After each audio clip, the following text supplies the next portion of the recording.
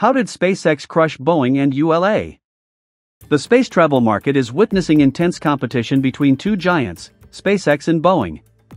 While SpaceX continues to achieve success with its advanced rockets and spacecraft, Boeing's Starliner continues to face setbacks. A recent highlight for SpaceX is the Starship rocket, a monster capable of carrying the entire pressurized volume of the International Space Station in a single launch and potentially conducting multiple flights per day. In contrast, Boeing's Starliner is still struggling to address the helium leak issue, causing continuous delays in crewed spaceflight plans. Can Boeing revive itself and narrow the gap with SpaceX? Or will SpaceX continue to dominate the space travel market? Let's stay tuned for further developments in today's Boeing Starliner's first flight continues to be delayed, a disappointment for those anticipating the comeback of this giant in the space transportation industry.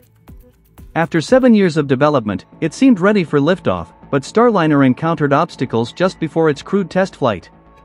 The persistent helium leak issue remains the main culprit, leading NASA to postpone the launch schedule. This is the fourth postponement in May 2024 alone. Earlier, the scheduled launch on May 25 was also cancelled due to unresolved helium leak problems. NASA and Boeing remain silent about the status of the helium leak on Starliner. NASA stated that further details would be provided when a clearer launch schedule is available. Many experts expressed doubts about the possibility of Starliner's launch in early June. With a decade-long history of delays, the space community is not optimistic about this timeframe. Additionally, concerns arise about the lifespan of components on Starliner. The recent helium leak incident may indicate that the fuel system is nearing the end of its usage.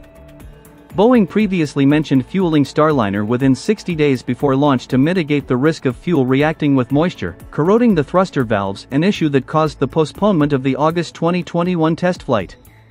However, this is only a temporary solution.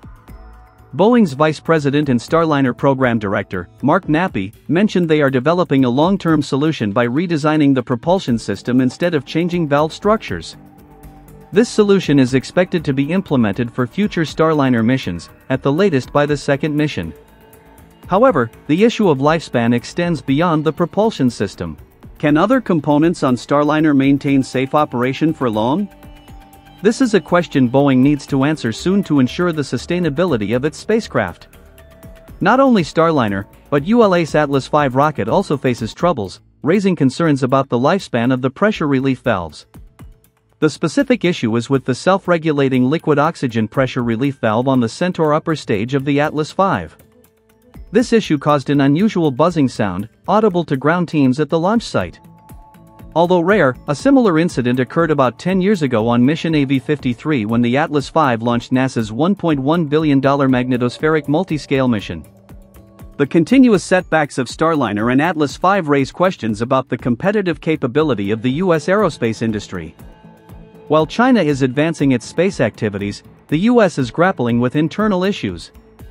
The troubles of Starliner and Atlas V are just part of the grim picture of the U.S. aerospace industry.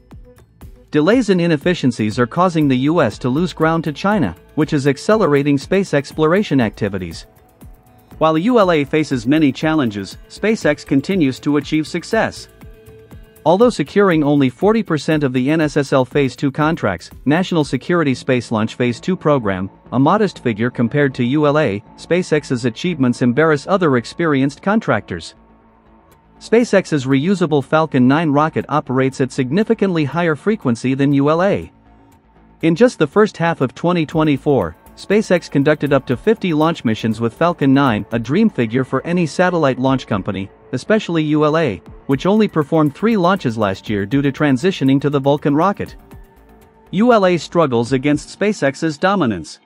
Despite continually releasing positive information, such as planning 70 Vulcan rocket launches in the future or expanding manufacturing facilities and launch sites, the reality is bleak. ULA's average performance over the past 5 years is only 6 launches per year. This forces the Pentagon to continue relying on SpaceX, despite their reluctance to depend on a single provider. In 2020, SpaceX planned to build a mobile rocket service tower at Launch Complex 39A, NASA's Kennedy Space Center in Florida. This tower would enable vertical integration of large satellites onto Falcon 9 and Falcon Heavy rockets. The space race is intensifying. SpaceX is gradually dominating the US space rocket game. Although the vertical integration service tower design has been completed, SpaceX has not started construction yet, possibly waiting for payloads requiring this method. With extensive preparation time for military contracts, constructing the service tower before necessary seems not to be a problem for SpaceX. Another advantage of SpaceX is utilizing existing infrastructure. They plan to integrate vertical integration buildings at SLC-37 and SLC-6 with Falcon Heavy rocket launch sites. Additionally, SpaceX took over the lease of SLC-6 at Vandenberg from L3 Harris last year, significantly expanding launch capacity. ULA's continuous setbacks forced the U.S. Space Force to adjust launch plans, with the current division rate being 54% for ULA and 46% for SpaceX, instead of the previous 60-40. To change this ratio again, the construction of SpaceX's vertical integration service tower needs to be accelerated.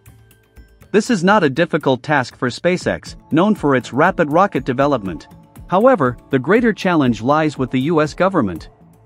Cumbersome administrative procedures are causing troubles in approving budgets for space projects, leading to skyrocketing costs and delays. NASA had to allocate nearly $300 million more to Boeing than the initial agreement in the CCP contract. The reason cited was concern that Boeing might withdraw from the program.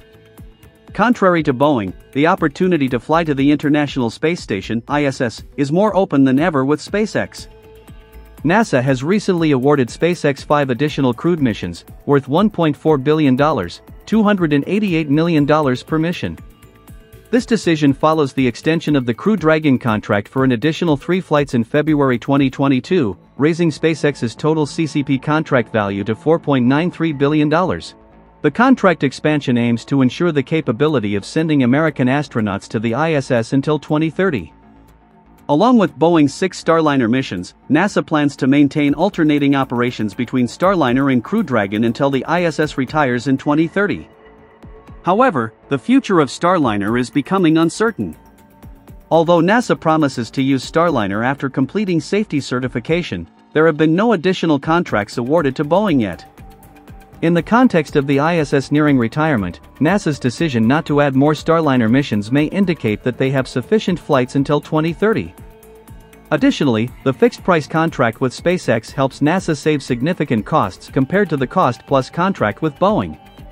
These developments demonstrate that SpaceX is gaining the upper hand in the commercial crew transportation sector of the U.S. In contrast, Boeing is struggling to overcome Starliner's setbacks, with the risk of being sidelined from the game. What do you think about the battle between these two aerospace giants? Leave your comments below. Don't forget to like, share the video, and subscribe to the channel for continuous updates. Goodbye and see you in the next video.